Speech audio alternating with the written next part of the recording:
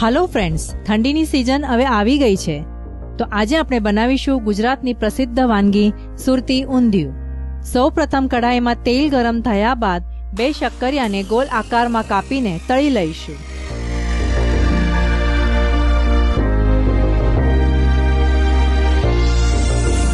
શક્કરિયાને deep fry કરી લીધા બાદ બાજુ પર મૂકી દઈશું.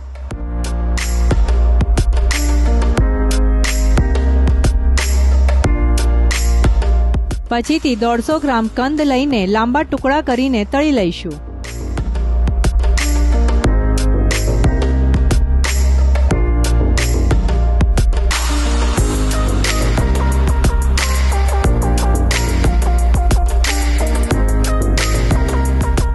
કંદ તળાઈ ગયા બાદ સાઈડ પર મૂકી દઈશું.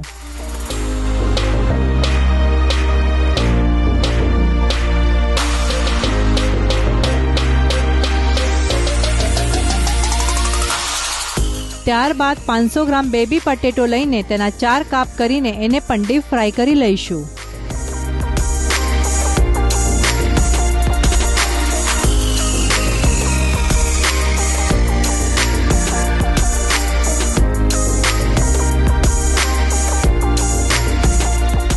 બેબી પટેટો ડીપ ફ્રાય થયા બાદ સાઈડ પર મૂકી દઈશું.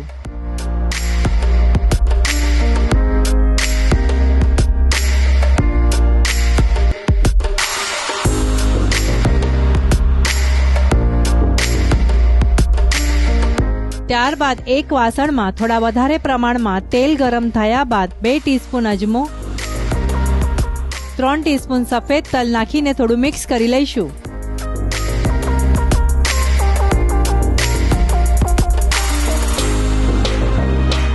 પછીથી એમાં 150 ગ્રામ છોલેલી સુરતી પાપડી,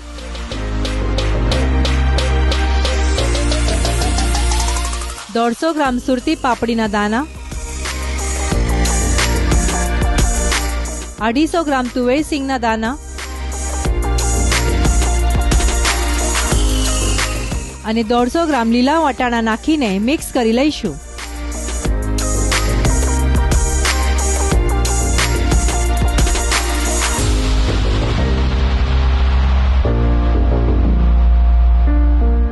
ત્યારબાદ એમાં સ્વાદ પ્રમાણે મીઠું નાખીને મિક્સ કરી લઈશું.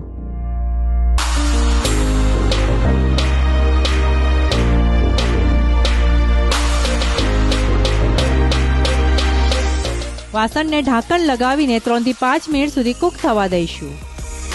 ત્યાં સુધી આપણે લીલો મસાલો તૈયાર કરી લઈશું. લીલો મસાલો બનાવવા માટે મિક્સરના કપમાં 10 થી 12 લીલા મરચા, 20 થી 25 લસણની કળીઓ, અડધો કપ આદુના ટુકડા, 1 કપ શેકેલું અને છીણેલું સૂકું કોપરું, અડધા કપ શેકેલા સફેદ તલ,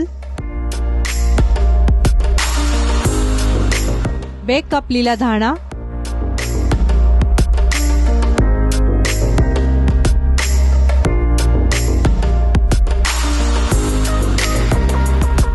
અને 2 કપ લીલું લસણ લઈને એની પેસ્ટ બનાવી લઈશું.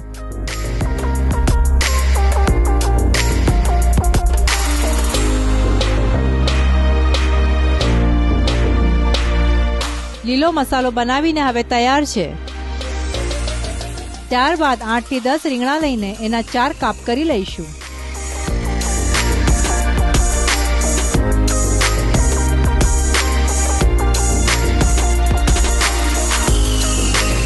ત્યારબાદ બનાવી મૂકેલો લીલો મસાલો આ રીંગણામાં ભરી દઈશું.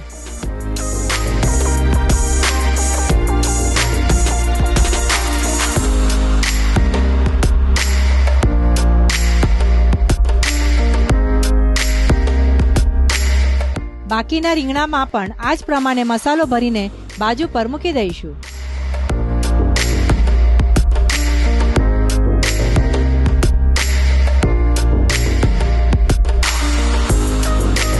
ત્રણ થી 5 મિનિટ બાદ ગેસ ઉપર મૂકેલા વાસણનું ઢાંકણ ખોલીને 1 ટેબલસ્પૂન હળદર,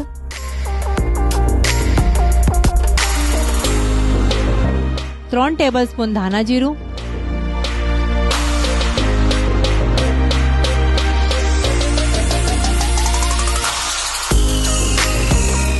3 ટેબલસ્પૂન લાલ મરચું અને તૈયાર કરેલો લીલો મસાલો જરૂરિયાત પ્રમાણે નાખીને મિક્સ કરી લઈશું.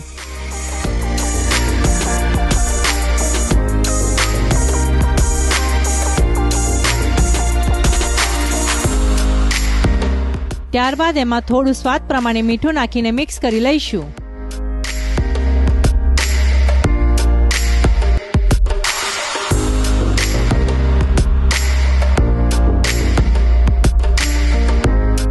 હવે એમાં તળી મૂકેલા શક્કરિયા,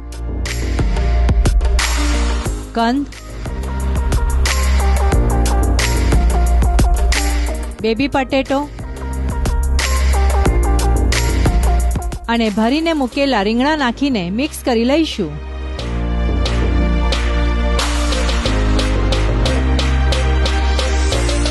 આ ઊંધિયું બનાવતી વખતે તેલનું પ્રમાણ થોડું વધારે રાખીશું.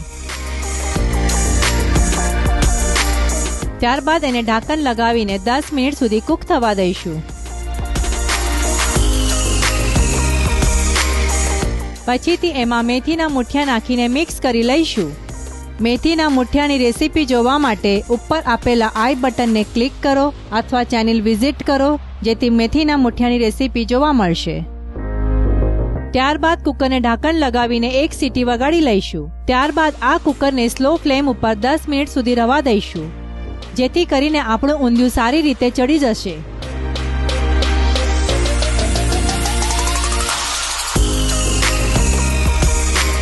તૈયાર થયેલા આ ઊંધિયામાં ઝીણું સમારેલું લીલું લસણ અને ઝીણા સમારેલા લીલા ધાણા નાખીને ગાર્નિશ કરી લઈશું. તો ફ્રેન્ડ્સ, સુરતી ઊંધિયું ખાવા માટે હવે તૈયાર છે. આ ઊંધિયું લીંબુ મરીની સેવ સાથે સર્વ કરીશું.